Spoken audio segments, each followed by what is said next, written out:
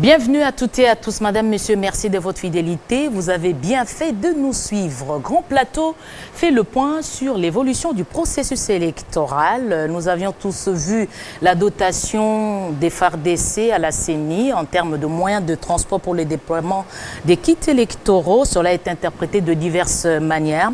Puis l'actualité était nourrie par les sondages. Quelles leçons en tirer? On discute de cela tout à l'heure. La démission du président Kabila n'est pas sur la table. Ça, c'est en contradiction, en divergence avec ce que toute l'opposition et la plupart de la société civile dit. Mais nous pensons que le président Kabila quitte en 2017 ou en 2018 ou même en 2019. Le plus important, c'est qu'il y ait l'alternance au sommet de l'État. C'est ça l'approche de la communauté internationale. Même si on a une alternance au sommet de l'État, le président Kabila a un successeur que lui proprement, il nomme lui-même, et s'il truque les élections en son faveur, ça pour nous, c'est du succès. Je pense qu'il y a la fatigue, il y a beaucoup de gens qui sont déçus par l'opposition, sont déçus par la société civile. Je pense en coulisses, on est en train de voir maintenant un petit changement dans le discours de beaucoup de diplomates. Ils se rendent compte qu'ils sont quelque part hypocrites.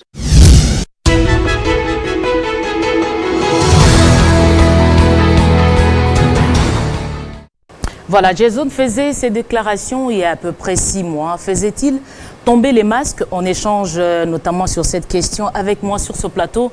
Les invités habituels, Jean-Marie Kassamba, bienvenue. Merci. Guillaume Manjolo, merci d'être là. Merci. Freddy Moulumba également. Merci, les trois sont là sur ce plateau. Pour commencer, Jean-Marie, il y a quelques mois, la communauté internationale s'est exprimée sur l'alternance au Congo. Est-ce que ça s'est décidé à l'extérieur ou le Congo garde encore le contrôle? Ah non, le Congo garde le contrôle. Ces déclarations de Jason Stern, ça a été fait il y a 6 mois. C'était pensé il y a 1 an. Rappelez-vous, lorsqu'ils avaient levé l'option de renverser les institutions de la République démocratique du Congo par la rue.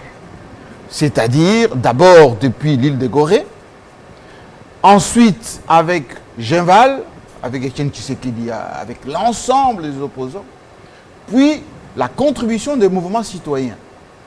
Et on a fait recourir aussi la jeunesse, Filimbi, Lucha et les autres.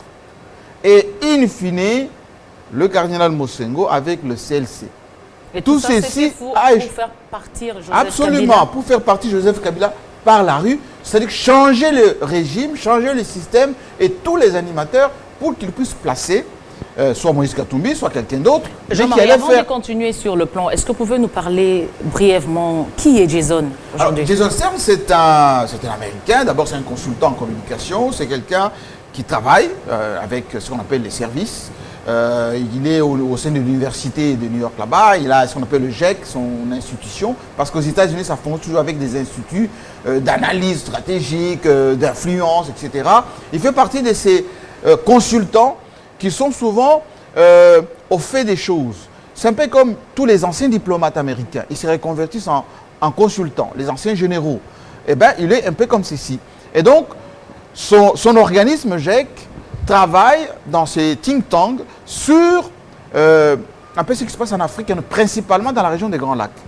Et Jason Stern a été utilisé, notamment par Katumbi et les autres, pour jouer les rôles d'influenceurs là-bas aux États-Unis.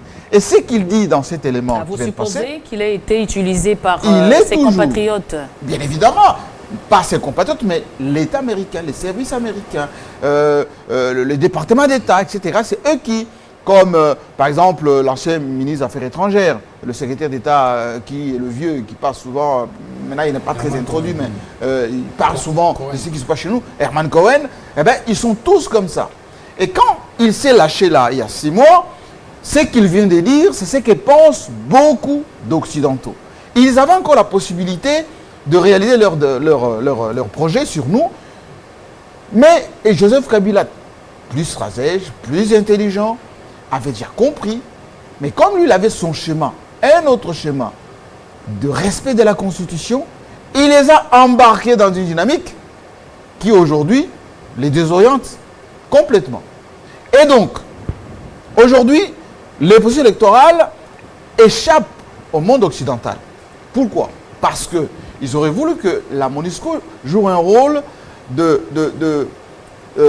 structure qui valide qui certifient les élections comme en Côte d'Ivoire, comme en Gambie. Ce n'est pas le cas. Ils auraient voulu que la communauté internationale finance les élections chez nous pour qu'on puisse avoir beaucoup d'observateurs et auquel cas influencer les processus comme en Gambie, comme au Kenya ou comme au Nigeria. Ça n'a pas été le cas. C'est question de confiance et de transparence. Oui, non, c'est pas du tout de transparence, c'est pour orienter les résultats. Aujourd'hui, l'état de lieu est que, comme ils n'ont pas pu fonctionner comme ceci, la dynamique maintenant, c'est de discréditer les processus électoraux. Discréditer les processus électoraux. Oui, rapidement, je vais juste conclure. Pourquoi ils vont discréditer les processus?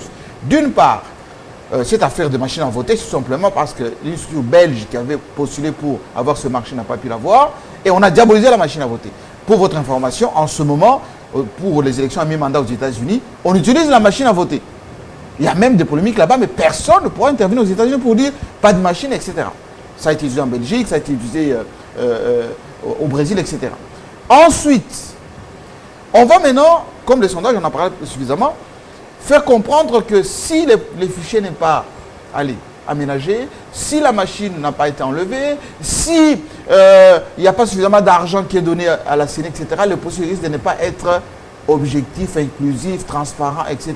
Pour qu'à l'issue du vote, qu'on puisse maintenant susciter des mécontentements, comme ça a été en 2006 et 2011, pour dire, par exemple, comme Tshisekedi avait dit, j'ai gagné, et ça va pousser celui qui sera élu à négocier, et à ce moment-là, ils pourront encore intervenir, eux, pour jouer un rôle, parce qu'ils ne veulent pas appliquer aujourd'hui les codes miniers, parce que, tel que se fait aujourd'hui, ce n'est pas à leur avantage.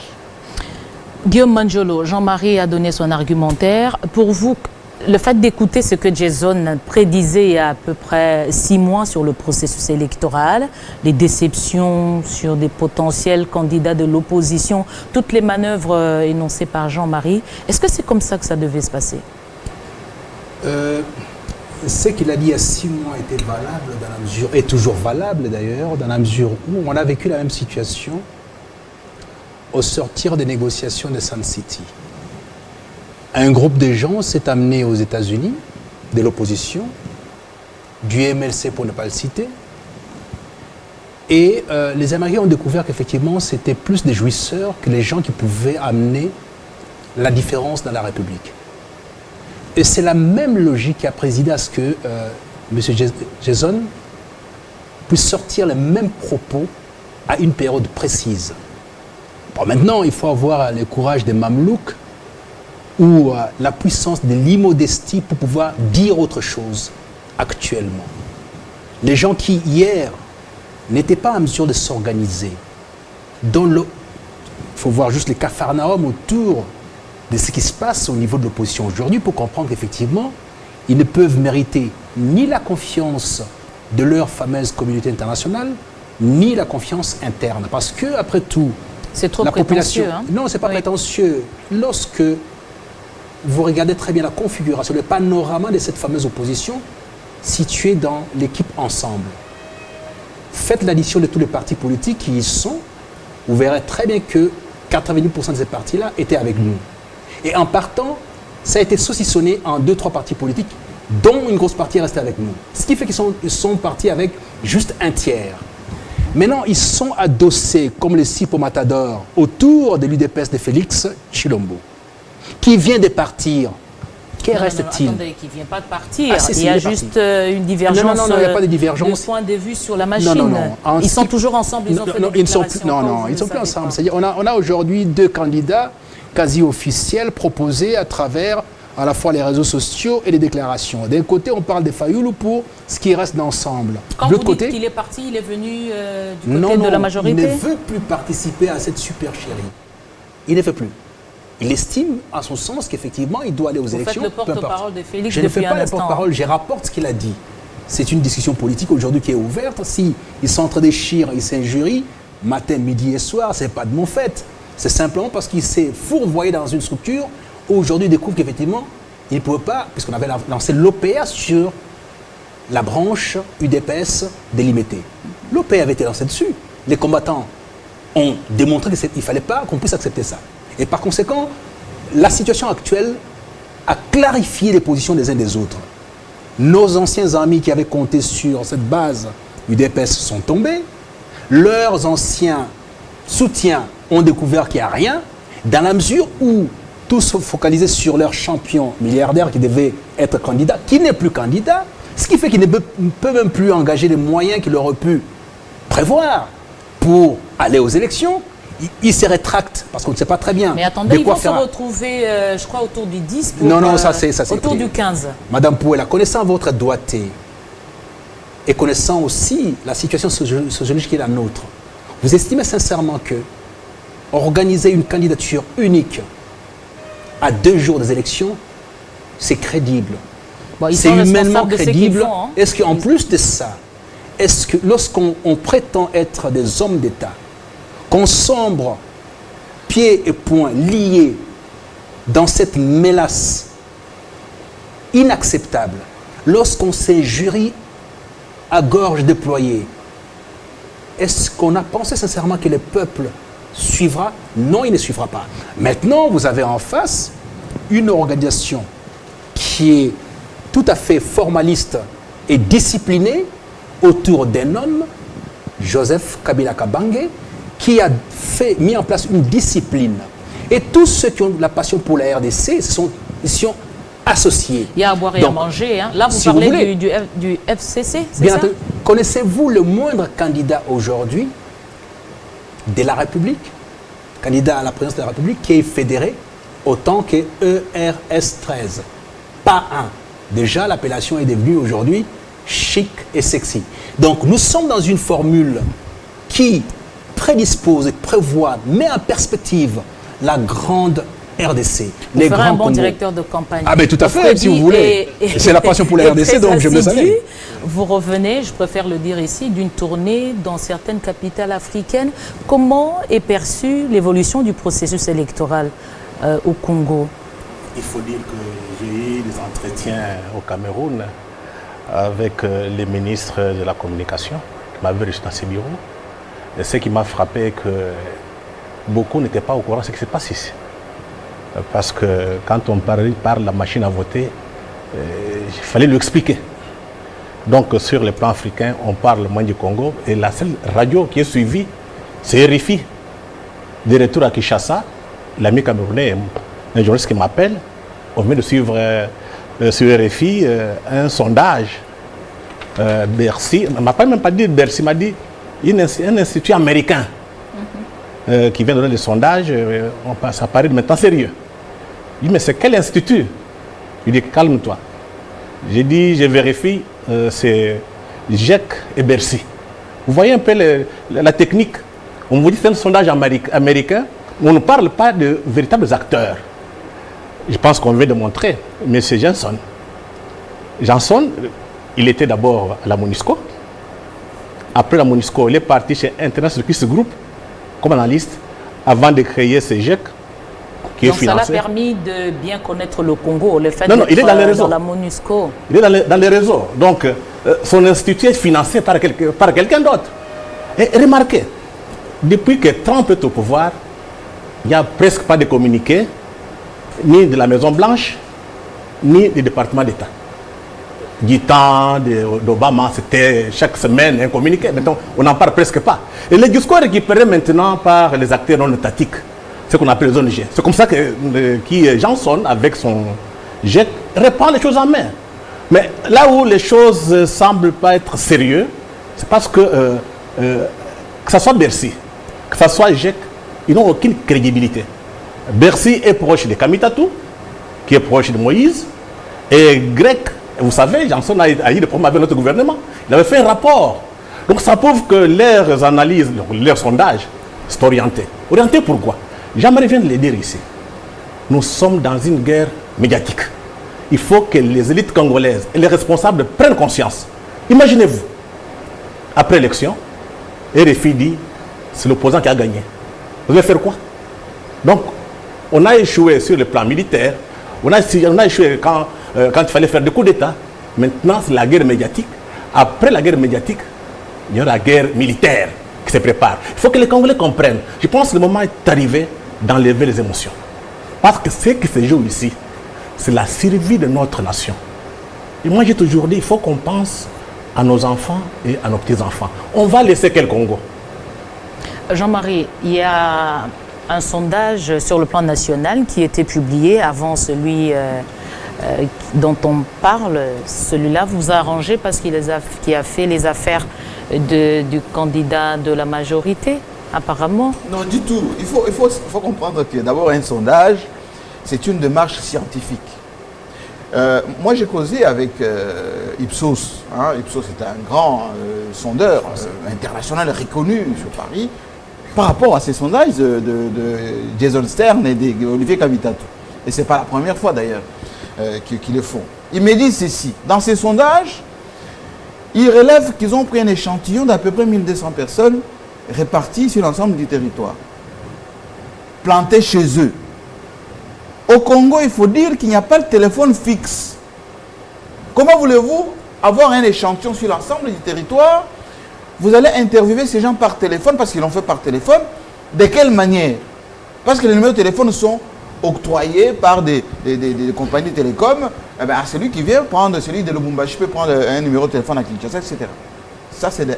De 2, il n'y a pas d'abstention dans ce sondage, si vous le lisez très bien. Or, quand vous faites un échantillon, moi j'enseigne à l'université, ce qu'on appelle les sondages, même sur le plan commercial, les études de marché. Il faut qu'il y ait une proportion d'absentéisme, ou plutôt d'abstention.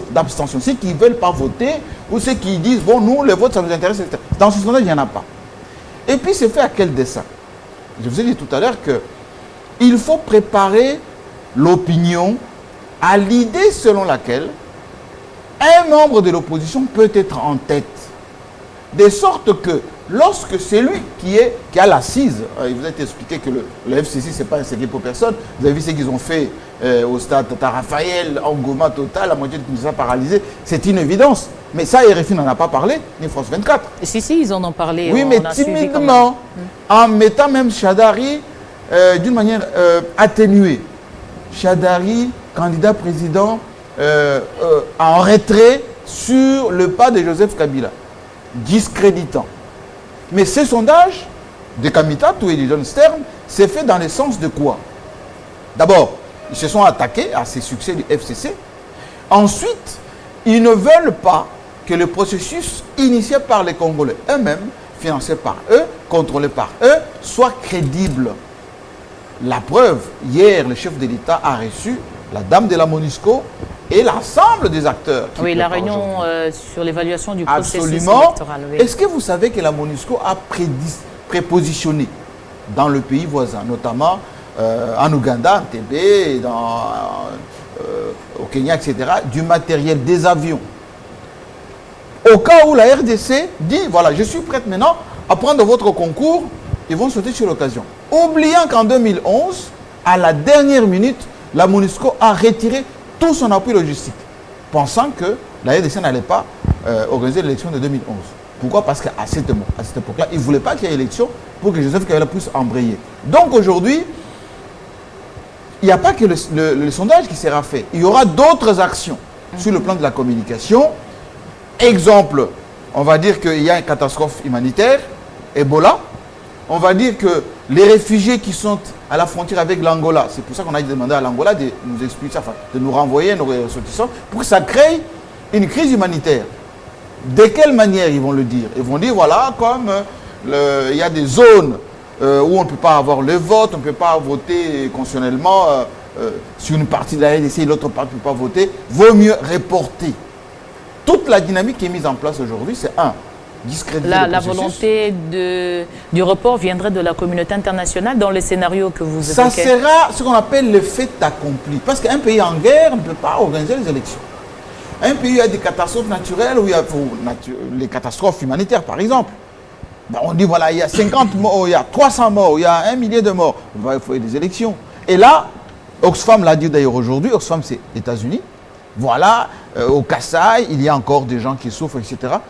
Pourquoi tout ceci? C'est pour préparer, même à Béni, même du côté d'Ebola, on dit à l'Est, pour préparer quoi? Pour préparer les esprits que le gouvernement de Kinshasa n'est pas capable d'organiser des élections dans un environnement apaisé. Ils n'ont pas les moyens logistiques pour le faire. La communauté internationale viendra d'une manière ou d'une autre à leur rescousse. Et donc, pour embrayer ce qu'a dit Freddy Moulumba tout à l'heure, il revient à la classe politique congolaise, notamment ceux de la majorité.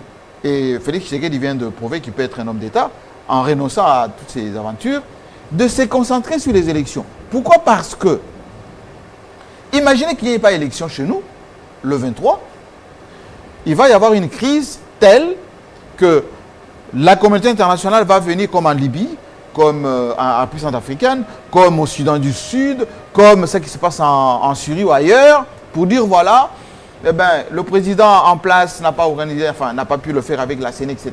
Maintenant, on doit nous jouer un rôle de tampon, enfin un rôle pour pouvoir aider ces peuples qui est meurtri, qui est tout à fait abandonné à lui-même, etc. Faire ça. Et je vais juste terminer pour dire,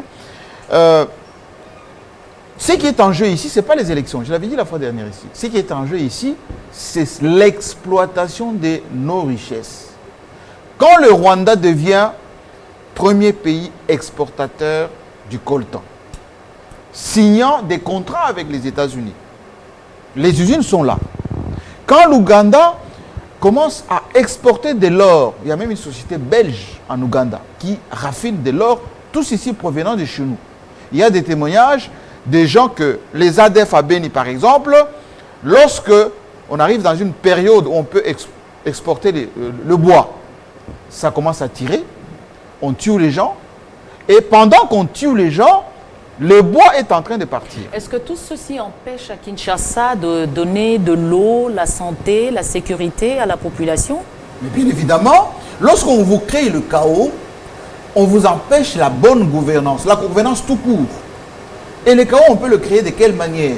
On crée les zones de non-droit, on crée des tueries, on vous prive, comme en ce moment d'ailleurs le Venezuela, de vos propres ressources. Venezuela, premier pays producteur du pétrole dans cette zone-là. Aujourd'hui, les Vénézuéliens n'ont pas de quoi payer, même à manger à leur population. Mais il y a à peine, même pas 10 ans, à l'époque de Chavez, le Venezuela avait suffisamment de moyens. Et donc, nous, Congo, on n'a jamais laissé pendant tout ce temps que Joseph Kabila est resté au pouvoir, allez, 3 ans de paix durable. Joseph Kabila n'a passé... C'est toujours des excuses. Ce ne sont pas des excuses, ce sont des évidences. Ce sont des évidences. Sur l'opportunité de la publication de ces sondages, quelques jours après ce que vous avez évoqué, la démonstration de la mobilisation du FCC, ça cache quelque chose, ces deux moments? Bien sûr, c'était un processus de disqualification. Vous savez, vous avez affaire aux gens qui ne croient ni en Dieu, ni en Moudimbe. Comment voulez-vous qu'ils croient en nos institutions?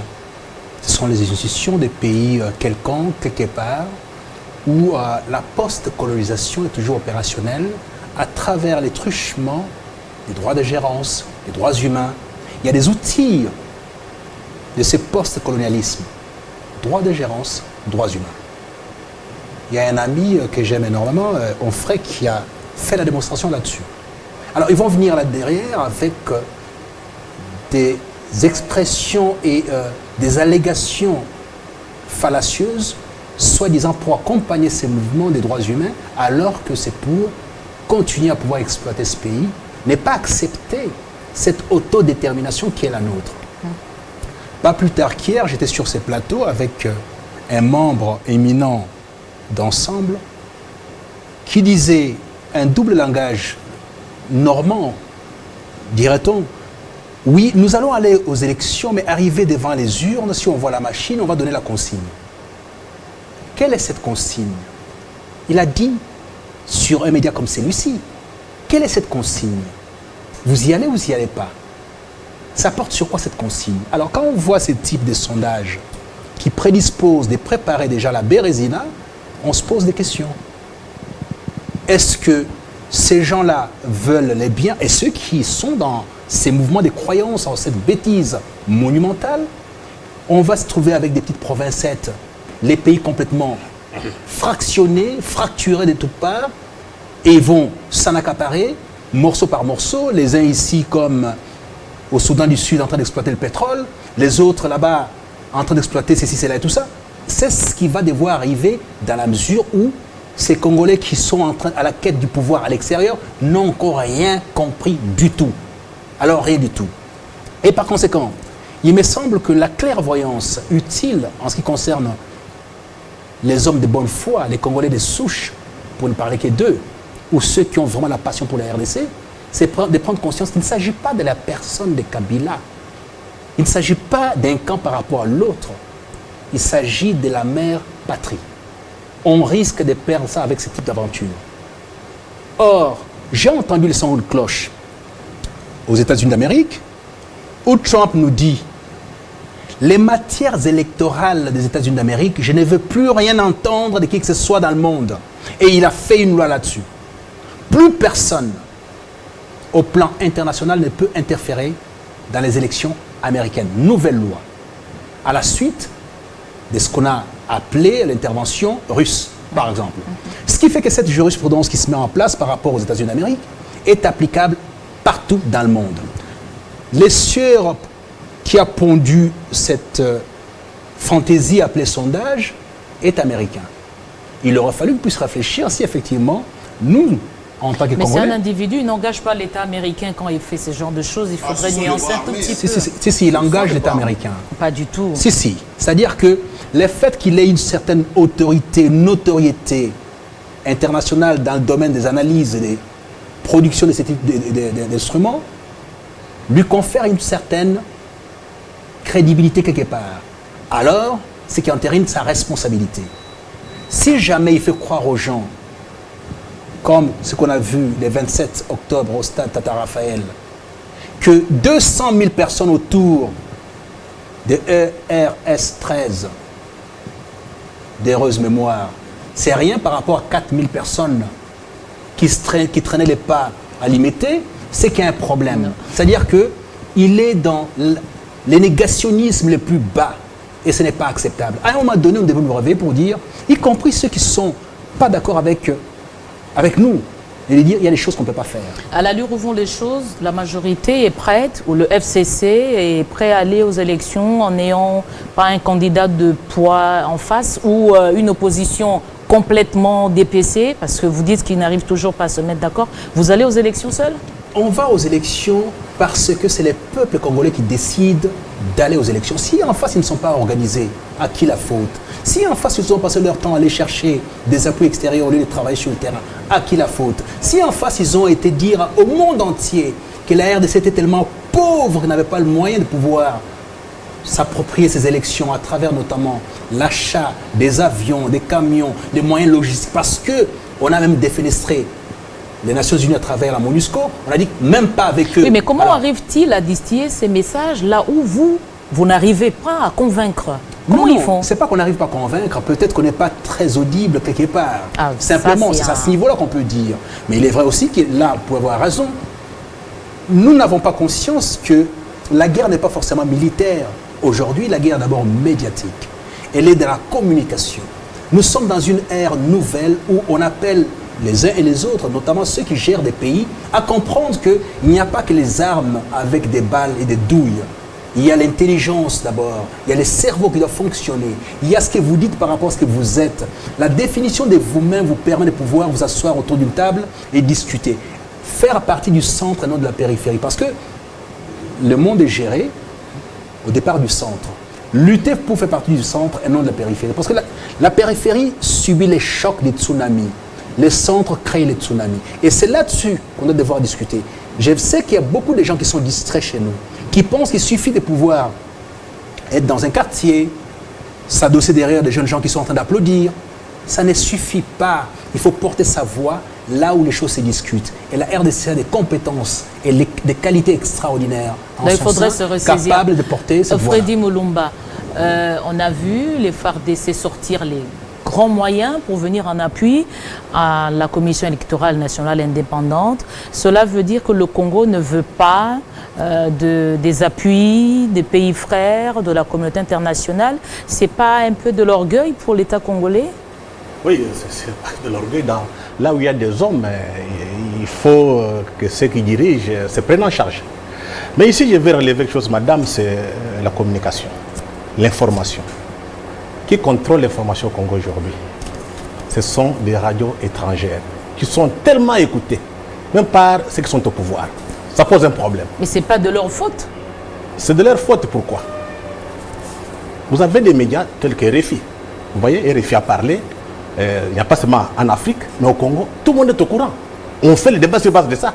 Et vous ne faites pas le contre-point. Non, laissez-moi terminer le raisonnement. Si RFI n'était pas écouté ici, il n'y aurait même pas de débat. Vous voulez qu'on coupe le signal encore? Non, ça signifie qu'il faut qu'il y ait d'abord qu'on sache quel est le travail des RFI de toutes ces radios. Ils ne doivent pas s'immiscer dans la politique interne. Toi, tu vas mettre la radio à Paris, parler de la problème des problèmes politiques français, même en Amérique. Et toutes ces radios sont sur nous. Ça pose un problème. Ça signifie quoi? Oui, de pleurer. Il faut mettre de l'ordre. Il nous faut des médias solides, des journalistes bien formés. Parce que ces gens-là ne passent en rien. Mais ils sont mieux organisés que nous. Quand nous venons chez nous, c'est un désordre total. Donc il faut remettre l'ordre dans la communication, dans l'information, recycler les gens. Comme ça, quand vous avez des médias stables, solides, RFI n'aura pas un mot à dire. Parce que l'information que RFI traite, d'autres personnes peuvent le traiter correctement. RFI part, quelquefois d'autres radios relayent. Ça prouve qu'à l'interne, il y a un vide. Donc c'est vide informationnel qu'il faut combler. Moi, je m'étonne toujours de voir que nos dirigeants veulent toujours parler sur RFI, mais jamais sur les radios internes. Ah, pourquoi? Voilà, ça, c'est pas la faute à RFI. Non, c'est le débat qu'il faut engager ici. Ces autorités sont-elles complexées? Ils s'estiment que le message passerait mieux sur RFI c'est que parce sur les médias qu'ils locaux? s'adressent aux maîtres. Si on s'adressait aux Congolais, on parle à la radio nationale, aux télévisions privées nationales, radio, télévision privée nationale, pour que les gens suivent l'information. Et là, ça demande quoi? Des journalistes bien formés, avec un background, être professionnel. Il y a trop peu de journalistes professionnels à Kinshasa. Regardez les télévisions, suivez les radios, lisez les journaux. Ils sont ailleurs. Là où on parle de problèmes de fond, ils sont dans des polémiques. Tel a dit, tel a insulté. On perd le temps comme ça. Le moment est arrivé parce que, il ne faut pas oublier, l'information, c'est un instrument de puissance. Et la guerre de l'Irak, on l'a gagnée grâce à l'information. Qui contrôle l'information? C'était l'État américain. Donc, si vous ne contrôlez pas l'information, on va vous imposer. J'ai pris un exemple ici. Vous voyez, le matin, on dit, tel a gagné. Vous commencez à courir derrière eux. Il faut se faire partie. Et ça crée un chaos. Mais les sondages, ça s'est fait partout dans le monde. Non, ce n'est pas les sondages. Le Congo. Mais qui porte... J'ai dit, si RFI n'avait pas parlé de ces sondages, est-ce qu'il y aurait un débat? C'est le fond du problème. Jean-Marie Kassamba, je disais tout à l'heure, la CENI n'arrive pas à tout faire, tend la main aux FARDC qui viennent en aide. En fait, cette affaire de financement des élections risque d'être vraie, non? D'abord, il n'y a pas de problème de financement. Le ministre des Finances l'a encore dit hier. La CENI vient même de se doter de sa première radio, avec une couverture nationale. Ça a été inauguré hier.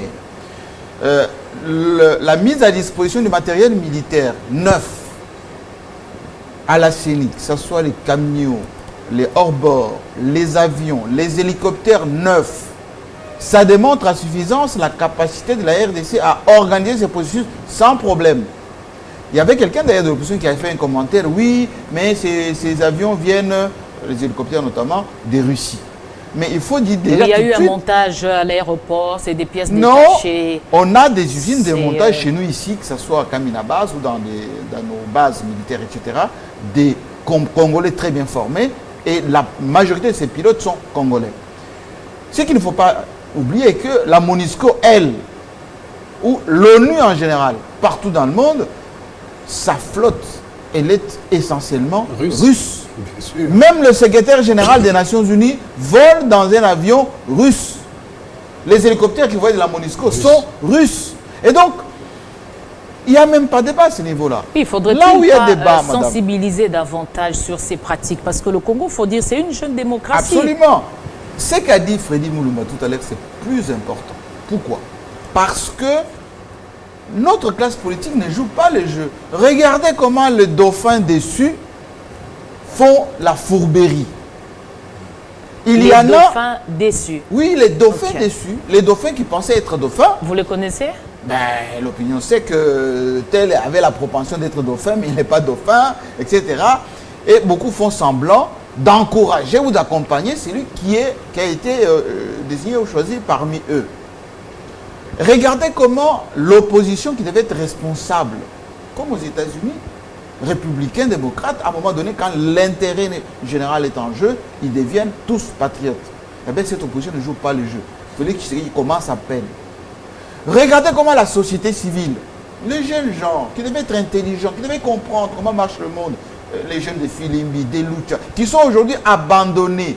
On les a jetés. En fait, de moins en moins, on les entend. On les a jetés comme des mouchoirs qu'on a, des Kleenex qu'on a utilisés, ça n'a pas servi. Parce qu'ils ne sont pas utilisés, ils sont prêts à aller avec non, le premier venu, non? Parce que on voulait les jeter comme au Sénégal, comme au Burkina Faso, comme en Tunisie.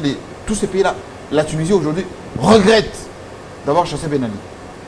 Aujourd'hui, le Burkina Faso regrette même Compaoré parce que ça tire tous les jours dans le nord du Burkina Faso. Il y a aujourd'hui pire que ce que Compaoré leur donnait. Et donc, même ici en Centrafrique. Et donc, notre jeunesse qui devait être avisée, elle est à la fois abandonnée par les mentors d'hier, les ambassades ne les appellent plus, il n'y a plus de... Soros n'envoie plus d'argent, même Katoumi n'envoie plus rien, ils sont abandonnés. Et même j'ai écouté Fred Bayouma ce matin, il était un peu désemparé, etc.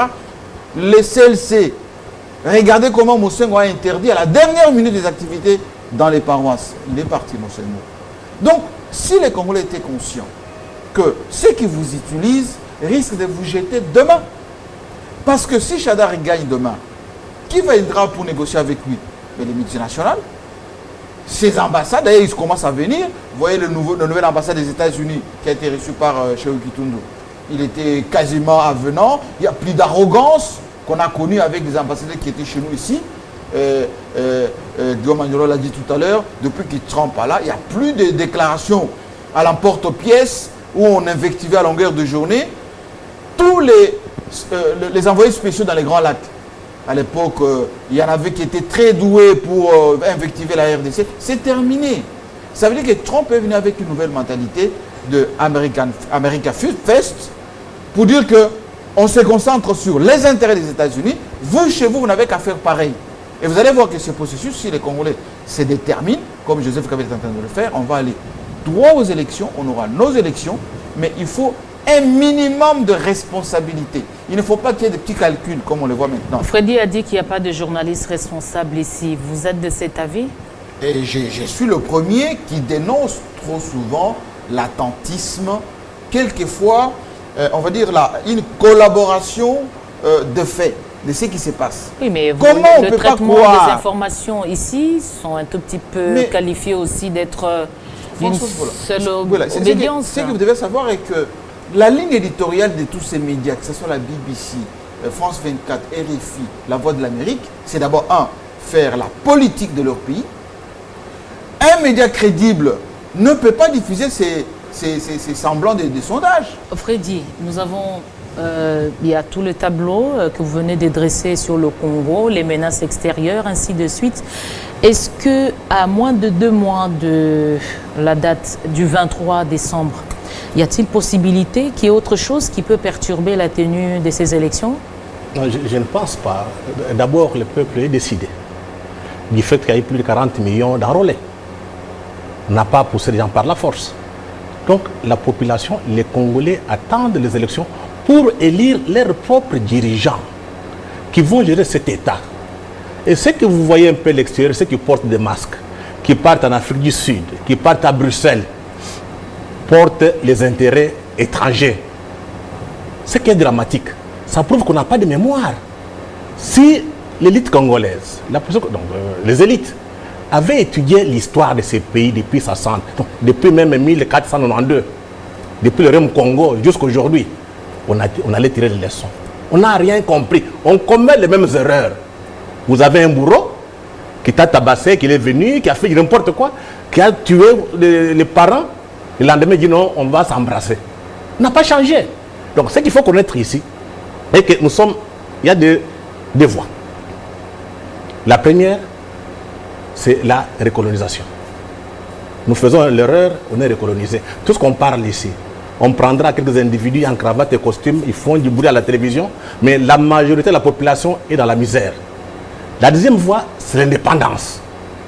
Et pour cela, il faut des hommes qui doivent porter ce projet. Et de savoir que c'est une continuité. Les Lumumba, les Kimpavita, les Kimbambu se sont battus pour ça. Il faudrait, nous, aujourd'hui, que nous battions. J'ai toujours dit, Dieu ne nous a pas créés pour être dominés. Et ça pose un problème quand vous voyez quelqu'un à l'étranger, hein, un Américain, il parle du Congo. Est-ce que toi, tu peux parler de l'Amérique? Tu peux parler de l'Europe? Tu peux parler de la Belgique? On ne vous permet pas, vous, Noirs, là, de parler des autres. Donc, le moment est arrivé de prendre notre destin en main. Qu'on le veuille ou non, le Congo sera indépendant. Jean-Marie, 30 secondes, je termine avec vous. Les menaces sur le processus électoral, est-ce qu'il y a encore une possibilité qu'il y ait un engrenage? Les menaces sont évidentes. Il y a aujourd'hui des laboratoires qui travaillent sur quel angle discréditer les processus électoraux. Est-ce que ça sera avec la machine à voter? Est-ce que ça sera avec l'inclusivité? Parce que beaucoup pensent toujours qu'on peut encore aller torpiller les processus pour faire intervenir soit Katumbi, soit Mbemba, ils cherchent par quel moyen. Soit on va créer une crise humanitaire, réfugiés vers l'Angola, Oui, on a encouragé les Angolais à nous renvoyer. Soit à l'Est encore, on dit voilà, en ce moment, Béni est sous contrôle étranger, etc. C'est pas possible, voilà. Parce que l'objectif, c'est de ne pas laisser les Congolais dans une certaine autonomie. Joseph Kabila a pris beaucoup de risques en disant, pour une fois, laissez-nous organiser notre pays. Regardez comment on nous insulte dans la sous-région. Même par de petits pays qui ne pouvaient pas oser. Pourquoi? Parce que ceux qui les sous-traitent. Oui, Joseph Kabila a pris le risque d'arracher la souveraineté pour organiser des élections. Et c'est pas évident. Mais est-ce qu'il a pris le risque d'expliquer à la population le sens de sa démarche, que la population se sente quand même valorisée? J'utilise les moyens du Congo pour choisir ses propres dirigeants au lieu chaque fois de tendre la main.